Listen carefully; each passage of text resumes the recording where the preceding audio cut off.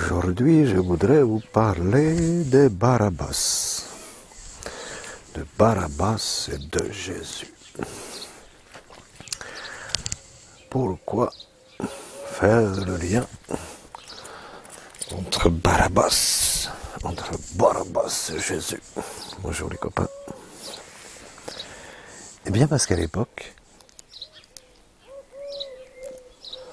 de Jésus, de son procès, on a demandé au peuple s'il préférait sacrifier Jésus, qui représentait quand même la vérité.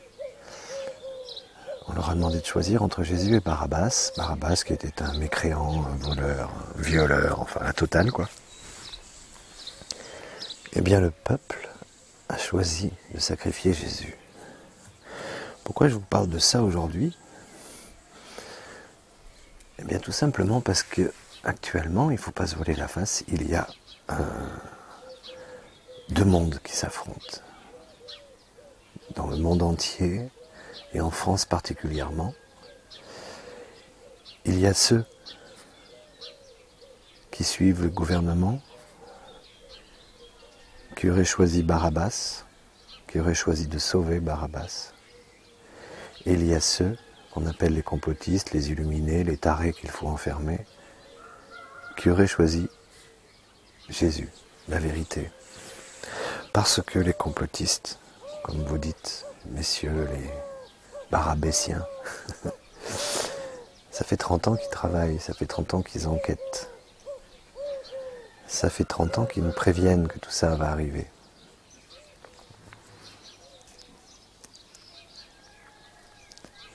Ce qu'on peut dire aujourd'hui, moi j'en suis persuadé,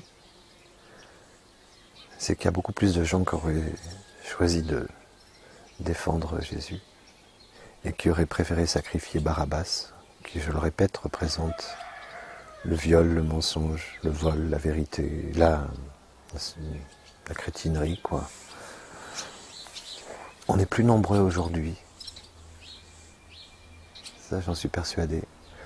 On est plus nombreux aujourd'hui à défendre Jésus.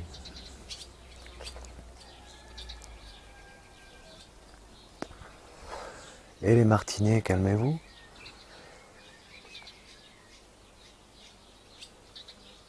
Donc si on part de ce principe-là, je pense que la roue a tourné. Hein. Il y a une majorité de gens qui ne collaborent plus à ce système.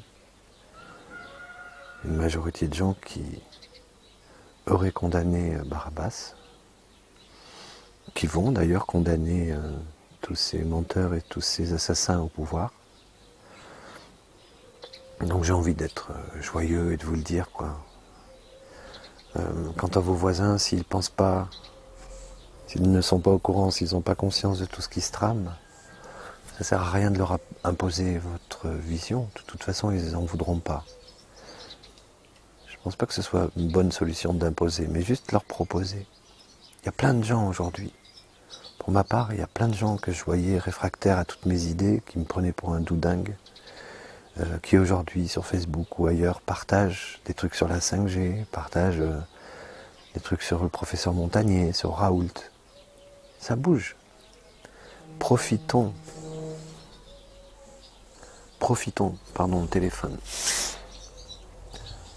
Profitons de ce temps qui nous est donné pour nous mettre en forme, pour nous préparer, parce qu'il va falloir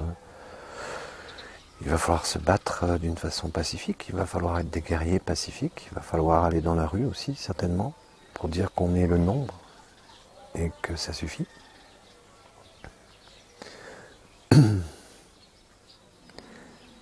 Il faut être positif, parce que ce monde n'est plus viable. Ça fait des centaines d'années que les peuples sont à l'agonie. Nous, en France, on a quand même été protégés. Mais dans le monde entier, c'est une catastrophe. Le capitalisme est mort. Par contre, il ne faut pas les laisser faire. Parce que si on les laisse faire, on va rentrer dans 1984 d'Orwell, et là, ça ne va pas être drôle du tout. Et en plus, on ne pourra plus vraiment se défendre. Donc restez calme, prenez des forces. Moi, personnellement, je vais attendre le 11 mai. Je vais peut-être sortir le 4 avec une pancarte, ça c'est sûr. parce que de toute façon ça c'est une très bonne idée en fait. Sortir pour tout casser, non, je crois pas que ce soit une très bonne idée, c'est ce qu'ils attendent. Mais sortir avec une pancarte, ça je l'avais pas vu passer, c'est une très bonne idée. Mais après quand on va sortir, pourquoi pas s'habiller, pourquoi pas mettre une chemise ou un t-shirt blanc? Pourquoi pas s'habiller tous en blanc? Hein, vous savez très bien que le blanc représente la paix. On peut très bien avoir un petit mouchoir blanc aussi. Alors ça va faire rire certains, Black Bloc et compagnie.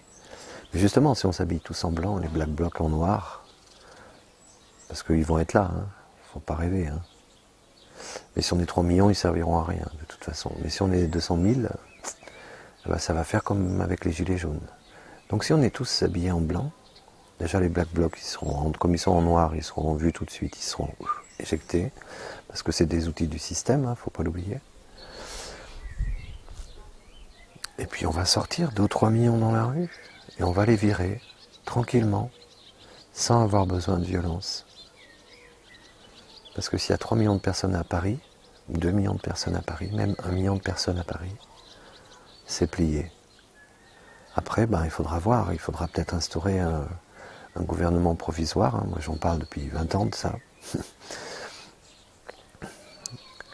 avec des gens compétents, et puis voilà, faire voter à nouveau le peuple pour qu'il vote lui-même ses lois, et s'émanciper de ces criminels qui seront jugés, qui passeront devant le pénal, ça soyez-en sûrs.